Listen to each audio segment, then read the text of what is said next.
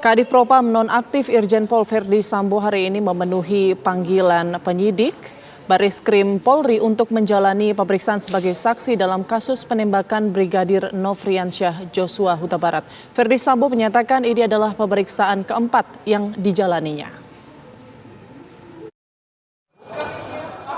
Irjen Pol Verdi Sambo tiba di Bareskrim Mabes Polri sekitar pukul 10 pagi tadi dengan pengawalan ketat. Sebelum menjalani pemeriksaan, Jenderal Bintang 2 ini memberikan pernyataan kepada awak media.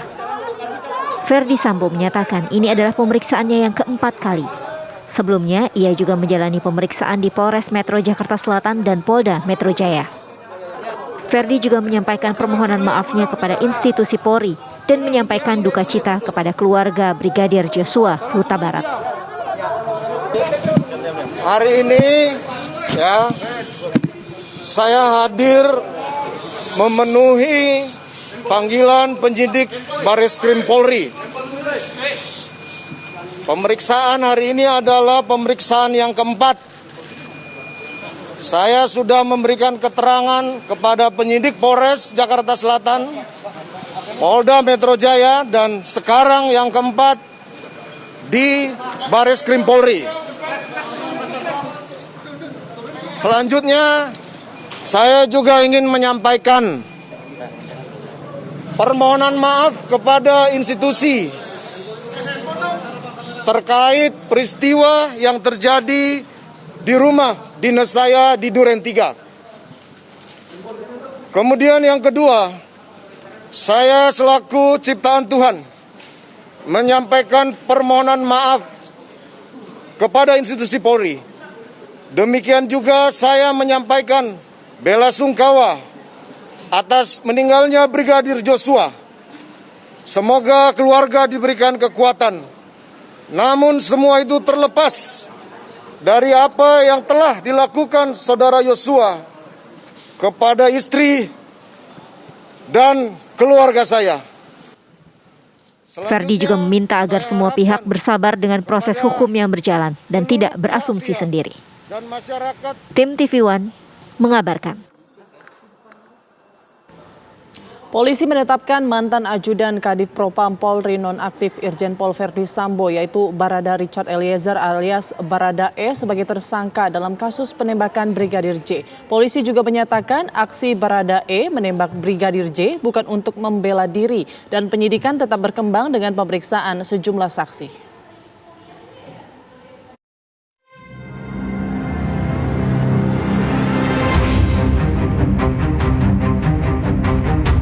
Dalam kasus penembakan Brigadir Nofriansyah Joshua Huta Barat alias Brigadir J, penyidik kepolisian telah memeriksa 42 orang saksi.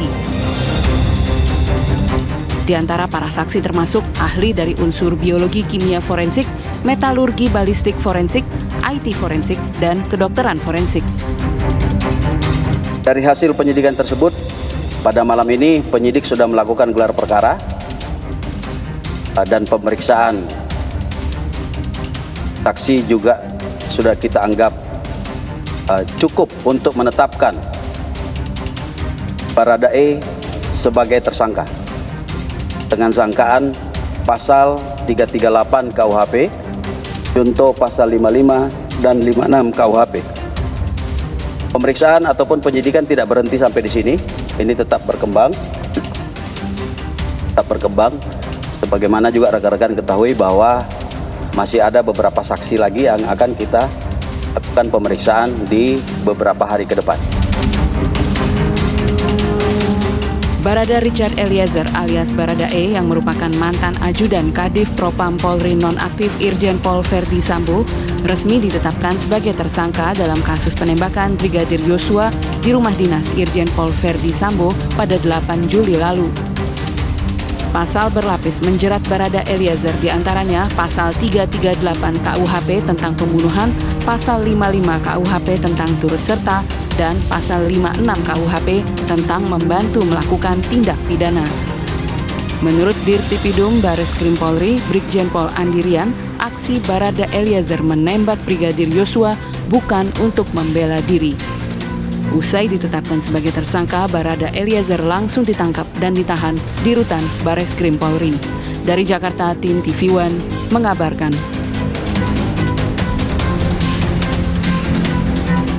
Ya, apakah pemeriksaan terhadap Irjen Pol Verdi Sambo masih berlangsung? Kita menuju rekan Yohana Gabriela yang berada di gedung Bareskrim Mabes Polri. Yohana, bagaimana pemeriksaan Irjen Pol Verdi Sambo di sana? Pemirsa sebelumnya, sementara itu pemirsa sebelum.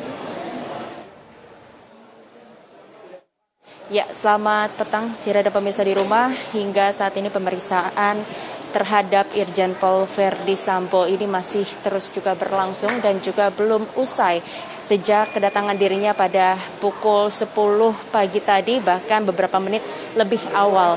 Dan diketahui memang hingga saat ini kurang lebih sudah sekitar 6 jam Irjen Pol Verdi Sambo juga belum keluar dari pemeriksaan. Dan untuk pertama kalinya, pemirsa, setelah kasus kematian Brigadir J pada tanggal 8 Juli 2022 lalu, akhirnya Irjen Pol Verdi Sambo buka suara atas kasus kematian Brigadir J, di mana ia pun buka suara sebelum ia memasuki gedung Bareskrim Polri. Adapun beberapa hal yang ia sampaikan, diantaranya yang pertama yaitu ia mengaku bahwa pemeriksaan pada hari ini adalah pemeriksaan keempat kalinya dari yang sebelumnya dari Polres Metro Jakarta Selatan. Oh, belum.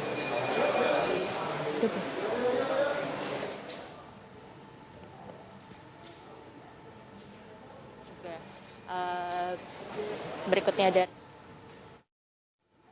hari ini di Halo, Yohana. beberapa hal. Yohana. Ya, Putri. Ya, Putri. Yohana Gabriela. Halo, Yohana. Yohana Gabriela. Iya.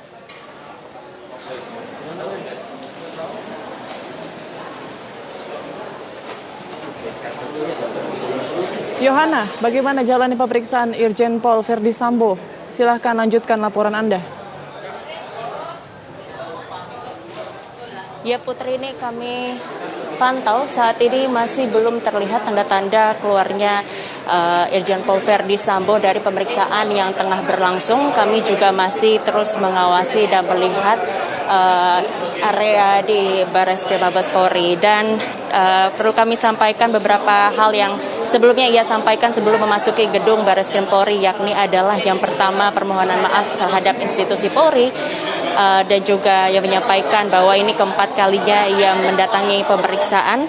Lalu juga ia menyampaikan rasa bela sungkawa atas meninggalnya Brigadir J.